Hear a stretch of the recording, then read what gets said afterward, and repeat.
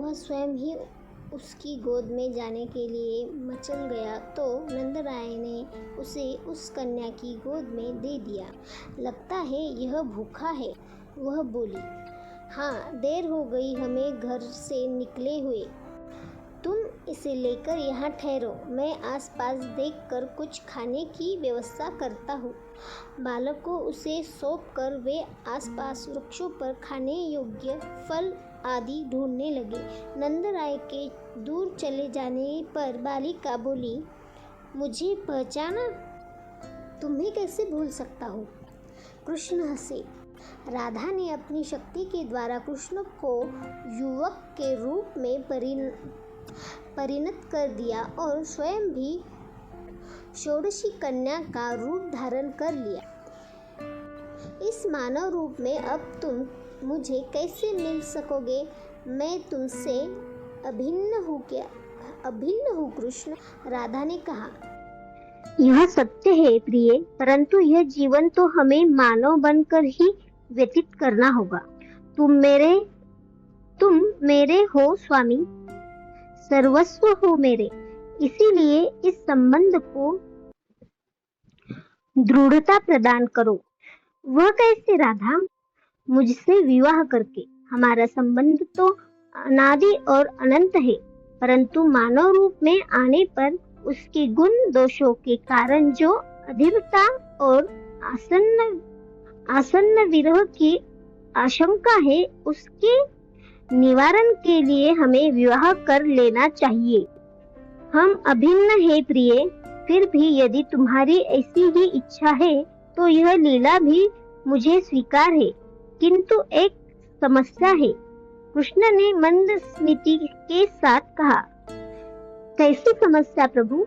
विवाह करने के लिए यह पंडित की कमी है। इस भांडीरवन में अब हमें पंडित कहाँ पर मिलेगा? कृष्ण मुस्कुराए।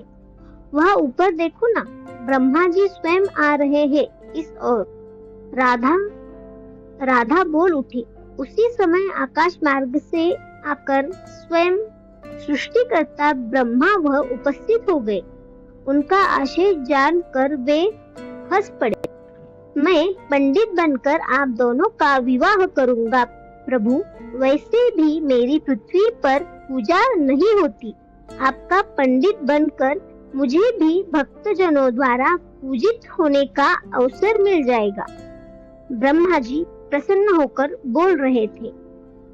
वहीं उसी वट वृक्ष के 4 तनों को मंडप मानकर उन्होंने विधि पूर्वक कृष्ण और राधा का विवाह संपन्न कर दिया।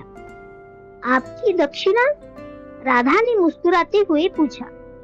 आपकी प्रसन्नता, आपकी कृपा और आप दोनों का दर्शन ही मेरे लिए सबसे बड़ी दक्षिणा है। जगत की सृष्टि पालक तथा उद्धारकर्ता का पुरोहित बनकर यह ब्रह्मा आज कृतार्थ हो गया। ब्रह्मा जी ने नतमस्तक होकर दोनों को प्रणाम किया और आनंदित होते हुए वहां से प्रस्थान कर गए। अपनी सर्वव्यापी शक्तियों से पुनः उन्होंने बाल रूप धारण कर लिया। कृष्ण का हाथ थामकर राधा स्वयं नंद बाबा को ढूंढने के लिए आगे बढ़ी। कुछ दूर जाने पर ही उन्हें नंद बाबा आते हुए दिखाई दिए। अगर आपको ये कथा अच्छी लगी हो तो हमारे चैनल को सब्सक्राइब करें और कमेंट में राधे राधे जरूर लिखें और चैनल को सब्सक्राइब करें, कमेंट करें और शेयर करना ना भूलें।